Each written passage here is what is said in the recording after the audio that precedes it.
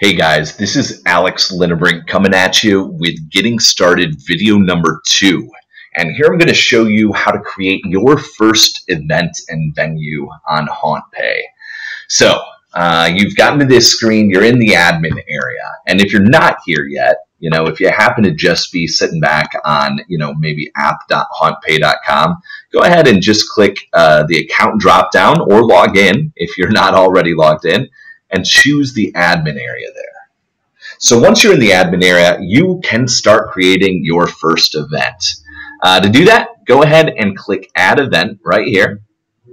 Now you're going to notice a few different things right away. You'll throw in your name. I'm going to call this one Pitch Black. We'll make it 2015 for the season here. And of course, this is a haunted attraction. Your venue, you probably don't have any venues set up, so the first time we set up a venue, it's going to pop up and ask us for some info. I'm going to call this venue The Core, and its capacity is 10,000. Now this address I'm putting in is actually the HauntPay headquarters here in Detroit, Michigan. So I'm going through that real fast just because it's the address I can probably type in faster than anything else here. And make sure you hit your time zone in here. That's going to help if anybody happens to be coming over across time zone lines, and it'll convert those times for you. I'll hit save. Now let's throw in a quick description. Enter Pitch Black if you dare. And I'm going to actually make that one a heading. And you have all sorts of options. Options under formatting headings. So I'm going to go ahead and click. Maybe we'll make that heading number 2 size. That just changes the size. That's what those numbers are. And then I'll say this is the scariest haunted house east of the Mississippi. Can you make it all the way through? Obviously, I'm just, typing in some gibberish here, but you can expound upon exactly how your event works, what you're offering, maybe the different tickets that you have available. You can talk about all of that here. Now, if you'll notice, we can just keep scrolling down the page, but we also have links over here to give a real quick zip through. So I can just click Look and Feel to go to the next section. And this is where I can do things like, hey, maybe I want to upload a graphic for my event. So let me go in and I'm going to find an old graphic I have here. I believe I have a couple. Yeah, there's my Pitch Black one. All right. And if you happen to throw in more than one graphic here, then it's just going to turn into a little slideshow. So you can keep adding more images and create this one too. And it'll just create a slideshow of images. Now there's also a banner. That's right here. And this will help you with, creating that bigger, custom display. This will display over top of your entire event. So you can, again, choose something right off of your hard drive right here and upload that image and maybe even give it a link where it goes to there. And then a little bit lower, we'll click Ticket Info. Now, this is necessary. These are your ticket types. That's the heart of how your tickets are offered. So I'm going to go ahead and add our first ticket type, and we'll call this one General Admission. You have to have at least one ticket type, but you can have as many as you like. I'm going to make this one worth $20, it costs $20, and have 1,000 of them available for every time slot. And you can do things like set up a minimum quantity. That would be the minimum number of tickets that have to be purchased at a time to get this pricing. You can do that for like a group discount or something like that.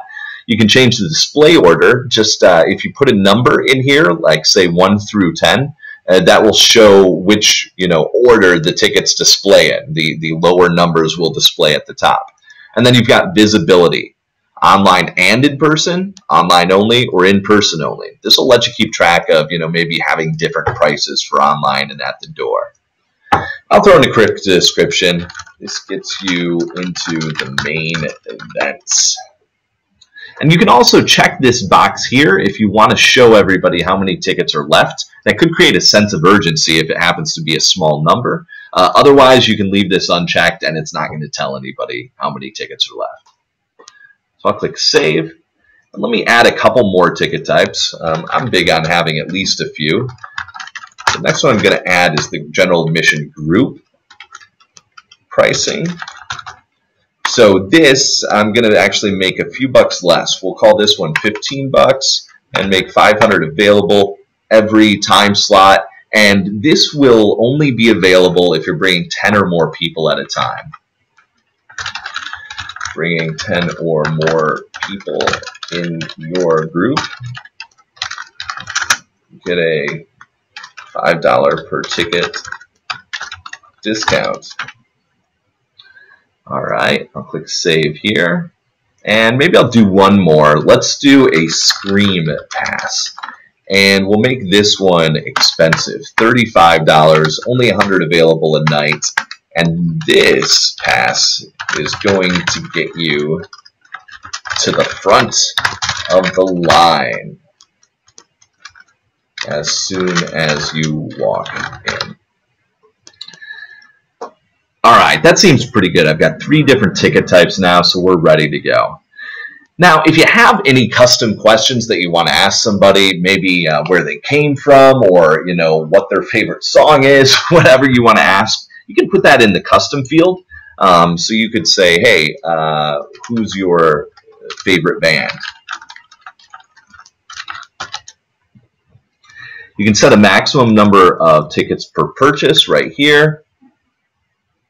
And you can set up ticket instructions if you have any special instructions you want to include. Otherwise, you can leave this blank and it'll just show our default text, which is basically, please show this at the event. One barcode is going to scan for multiple entries purchased at a time, and you can print out multiple tickets if people need to come separately, basically.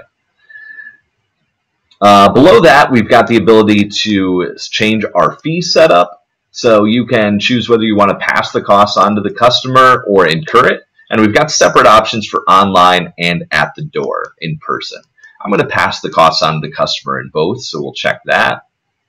We have reports next, and again, we can use these links as well. We don't just have to scroll down. Maybe I want to get a weekly report on this one of how my ticket sales are doing, but you could do things like get notified for every ticket sale. That's going to get a little tedious for you, but it's possible. Or daily reports.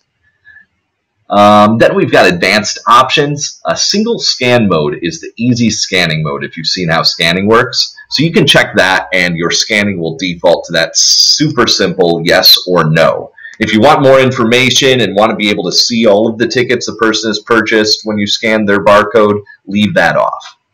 You can make this a hidden event if you want to kind of keep people from seeing it for a while, or if it's supposed to be a super secret VIP thing where you have to get invited. And you can throw in extra event terms if you like. After that, just click Save.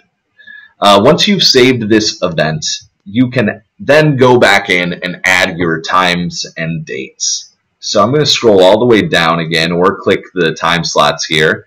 Oh, we got a little helper window up here saying you can order a card swiper if you want. I'll close that out.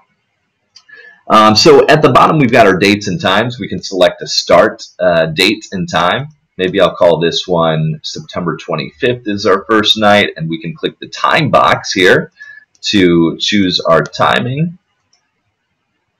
All right, and I'll set the end timing to, again, we're going to be on September 25th. Make sure that the end time is not before the start time. That does not go over well.